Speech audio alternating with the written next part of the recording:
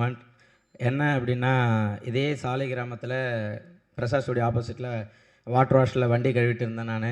இன்றைக்கி இந்த இடத்துல நம்மளோட படத்தோட ஆடியோ லான்ச் இருக்குது. அது ரொம்ப ரொம்ப சந்தோஷம், ஹாப்பியாக இருக்குது.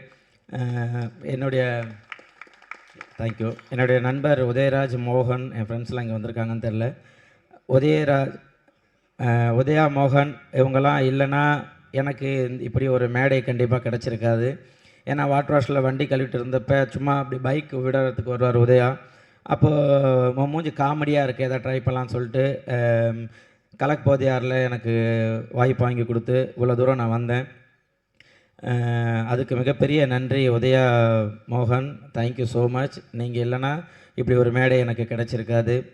அதே போல் நான் எங்கேயுமே என்னுடைய அம்மா, மனைவி யாரையுமே ஒரு படத்துக்காக நான் வெளியில் கூப்பிட்டு வந்ததில்லை. முதல் முறையாக எங்கள் அம்மா, எங்கள் அண்ணன், என் மனைவி, என்னுடைய மகள் மகாராணி அவங்கள நான் வர வச்சுருக்கேன்.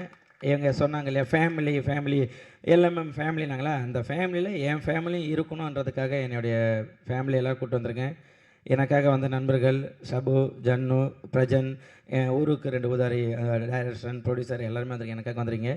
அதை தாண்டி மதன் சொல்லிட்டு என்னுடைய நண்பர் துபாயில் இருக்கார்.